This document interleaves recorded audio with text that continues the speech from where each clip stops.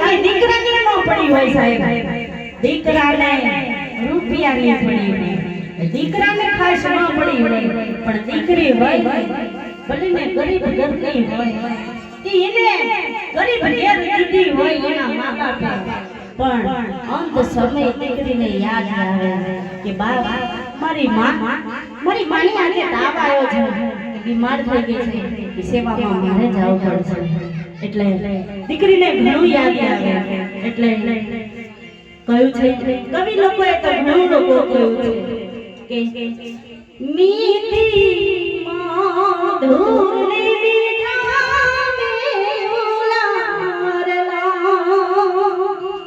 હજી મીઠી માધુરી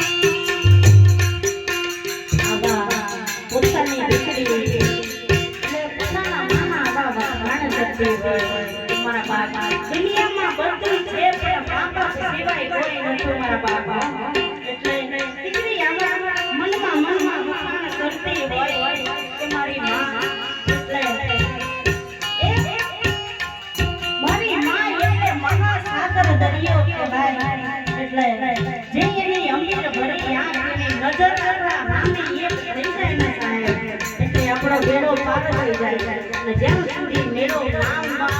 થાય ત્યાં સુધી આપણે કોઈ થાય એટલે એના પછી એમ કહ્યું છે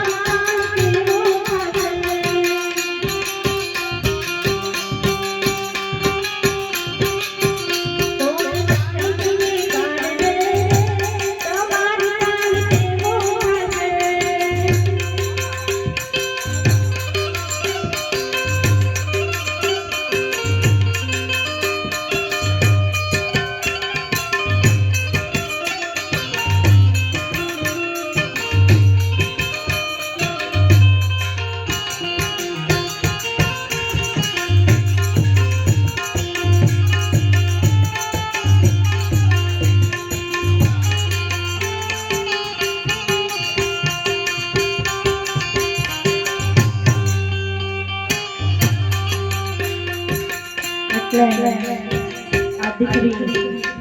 આ બધા માના કાર્ય કરેલા હોય, લાડ લડાયેલા હોય અને દુઃખ સુખમાં પણ એમને સાચમાં ભૂલીને પસાર કર્યા હોય, એ ગુણ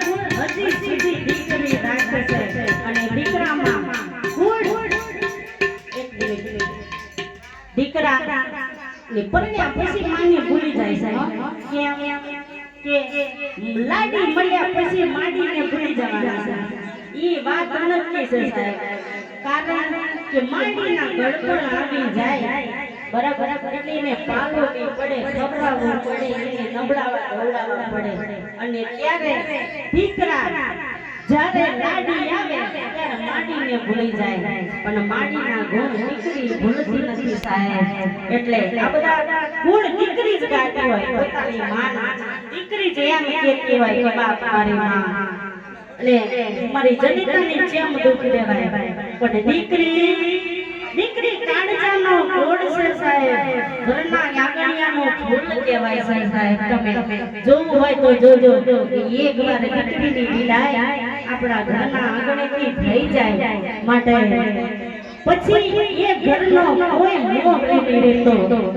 એટલે અને દીકરા માટે તો ઘણું પણ કાર્ય કર્યું હોય